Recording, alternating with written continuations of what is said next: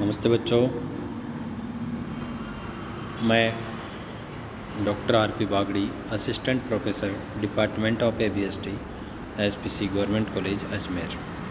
आज अपन बात करेंगे, कल अपन बात कर रहे थे कॉस्टिंग की, आज बात करेंगे बिजनेस स्टैटिस्टिक्स की, जो कि बीकॉम पार्ट फर्स्ट के एबीएसटी का सेकंड पेपर है। इससे पहले मैंने आपको बहुत कुछ बातें एबीएसटी के बारे में भी बताई और बिजनेस स्टैटिस्टिक्स के बारे में बताया था। आज जो बात करेंगे अपन वो करेंगे क्लासिफिकेशन, वर्गीकरण। संख्यांकी में क्लासिफिकेशन किस प्रकार से किया जाता है। जैसे एक विश्वविद्यालय है, उसके टुकड़े किस हिसाब से किए जाए। तो जिस प्रकार से विश्वविद्यालय में जैसे कॉमर्स, आर्ट्स, साइंस, ठीक है, 3 हिस्सों में हो गया। और फिर फर्स्ट और कॉमर्स के टुकड़े हो तो कॉमर्स में first year, second year, third year, और एमकॉम प्रीवियस, एमकॉम फाइनल। इसी प्रकार बीएससी साइंस के भी टुकड़े कर सकते हैं और इसी प्रकार आर्ट्स के भी टुकड़े होते हैं। और इसी चीज़ को अपन संख्यांकी की भाषा में क्लासिफिकेशन या वर्गीकरण कहते हैं। संख्यांकी अनुसंधान के अंतर्गत जो इन्वेस्टिगेशन करते हैं, रिसर्च करते हैं, उसके अंतर्गत अनुसंधान के विषय से संबंधित समंकों का संकलन सने सने किया जाता है। उनको डाटाओं को एकत्रित कर लिया जाता है, एक जगह कर लिया जाता है, और संकलन का यह प्रारंभिक रूप अव्यवस्थित रूप में प्राप्त होता है। कोई कहाँ से आया, कोई कहाँ से। जैसे एक कॉलेज में गए और बच्चों को इकट्ठा किया, तो बच्चों को इकट्ठा करना वो डाटा कलेक्शन हो गया। अब अपने को ये तो पता नहीं है कि ये साइंस का है या आर्ट्स का है, तो उनको अलग अलग विभागों में बांटते हैं। उसी प्रकार डाटाज को भी अपन अलग अलग विभागों में बांटेंगे। संकलित समंकों को तुलनात्मक रूप में प्रस्तुत करने के लिए उनको विभिन्न शीर्षकों के अनुसार विभाजित करना आवश्यक हो जाता है। तब ही समंकों का सामूहिक अध्ययन किया जा सकता है और निष्कर्ष पर पहुंचा जा सकता है। इस प्रकार संकलित समंकों को संख्यात्मक या गुणात्मक आधार पर व्यवस्थित वर्गों में विभक्त करने पर ही समंकों का विश्लेषण और निर्वचन संभव होता है। जे.आर. हिक्स के शब्दों में कहें तो वर्गीकृत एवं क्रमबद्ध तथ्य समंक स्वयं बोलते हैं। अव्यवस्थित रूप में वे मांस के तुल्य मृत होते हैं। अब बात करते हैं अपन वर्गीकरण का अर्थ एवं परिभाषा। अर्थ क्या?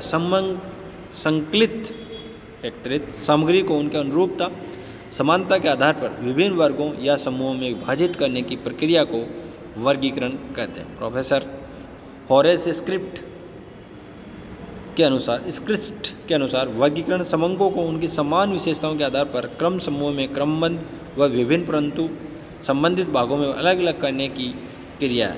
एल.आर. कॉर्नर के शब्दों में वर्गीकरण तथ्यों को वास्तविक या कल्पित रूप से समानता तथा सादृश्यता के आधार पर समूह या वर्गों में क्रमानुसार रखने की क्रिया है और इसकी व्यक्तिगत इकाइयों की विविधता में पाए जाने वाले गुणों की एकता व्यक्त हो जाती है। इस प्रकार एकत्रित समंकों को उनके गुण अथवा विशेषताओं के आधार पर तुलना के उद्देश्य से अलग अलग वर्गों में विभाजित करने की क्रिया को वर्गीकरण। जैसे एक कॉलोनी के निवासियों को सामाजिक आर्थिक सर्वेक्षण करने हेतु निवासियों को 3 वर्गों में विभाजित किया जा सकता है: उच्च आय वर्ग, निम्न आय वर्ग और मध्यम आय वर्ग। और गहन अध्ययन हेतु इनके उपविभाजन भी किए जा सकते हैं। अब बात करते हैं अपन वर्गीकरण की विशेषताएं, कैरेक्टरिस्टिक्स ऑफ क्लासिफिकेशन। इसकी विशेषताएं क्या क्या होगी, इसके बारे में आज अपन परिचर्चा करते हैं। तो सबसे पहले जो बात करेंगे वो करेंगे कैरेक्टरिस्टिक्स ऑफ क्लासिफिकेशन। इसमें क्या करते हैं, उपरोक्त परिभाषाओं के आधार पर, जो पहले परिभाषाएं बताई उसके आधार पर इसकी कौन कौन सी विशेषताएं होती है। एक तो समंकों का विभिन्न वर्गों में विभाजन, data and classified in different groups. संकलित समंकों को उनके लक्षणों के आधार पर वर्गीकृत किया जाता है। यह वर्गीकरण गुणात्मक, संख्यात्मक वर्गों में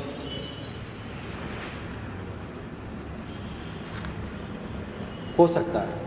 उदाहरण के लिए जनसंख्या संबंधी आंकड़ों को स्त्री, पुरुष, बच्चे, विवाहित, अविवाहित, शिक्षित, अशिक्षित आदि प्रकार से वर्गीकृत कर सकते हैं। यह गुणात्मक वर्गीकरण। इस प्रकार क्षेत्र के अनुसार जाति के आधार पर भी वर्गीकरण संभव है।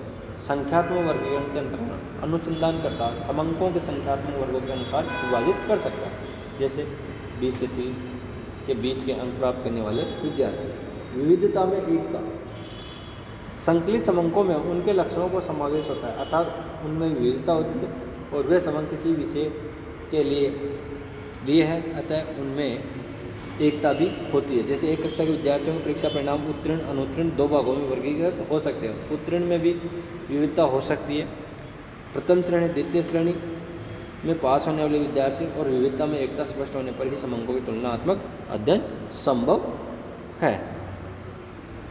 तीसरी बात है जो वर्गीकरण के आधार पर वास्तविक या काल्पनिक हो सकता है। संकलित समंकों को वास्तविकता वर्गों में जो गुणा के रूप में सर्वमान्य विभाजित किया जा सकता है, अथवा अनुसंधानकर्ता संख्यात्मक तथ्यों को अपने अध्ययन के सुविधानुसार काल्पनिक वर्गों में भी विभक्त कर सकता है। क्रमानुसार इन ऑर्डर, वर्गीकरण का आधार क्रमानुसार होता है। संख्याओं को वर्गों के क्रमानुसार ही रखा जाता है। वर्ग का क्रम घटता हुआ डिसेंडिंग या बढ़ता हुआ असेंडिंग हो सकता है। दूसरी बात करते हैं अपन आज वर्गीकरण के उद्देश्य। Object of classification, object classification, वर्गीकरण के उद्देश्य क्या होते हैं? उद्देश्य एक तो सरल और संक्षिप्त रूप से बनाना इसको। वर्गीकरण जटिल व्यवस्था तथ्यों को संक्षिप्त रूप से प्रस्तुत करता है, ये बिल्कुल सरल कर देता है। Professor A.R. एलर्जिक के अनुसार किसी भी अनुसंधान में, चाहे उसका आकार कुछ भी क्यों न हो, संकलित समंक इतनी कम नहीं होती कि उसे शीघ्रता एवं आसानी से भरी हुई सूचियों के माध्यम से समझा जा सके। इस प्रकार समंक समझने में सरल सुबोध हो जाते हैं तथा इससे मानसिक कार्य कम हो जाता है। समानता, होमोजेनिटी, वर्गीकरण में समान विशेषता रखने वाले तथ्यों को एक वर्ग या समूह में रखा जाता है। इससे तथ्यों की समानता व असमानता स्पष्टीकरण हो जाता है और अध्ययन में सुविधा रहती है। तुलना में सहायक, हेल्प्स ऑफ कंपेयर करना हो तो भी सहायक हो जाते हैं।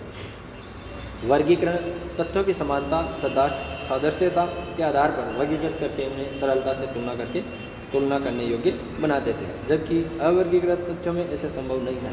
जैसे 2 शहरों की साक्षरता की तुलना केवल वर्गीकृत तथ्यों पर ही संभव है।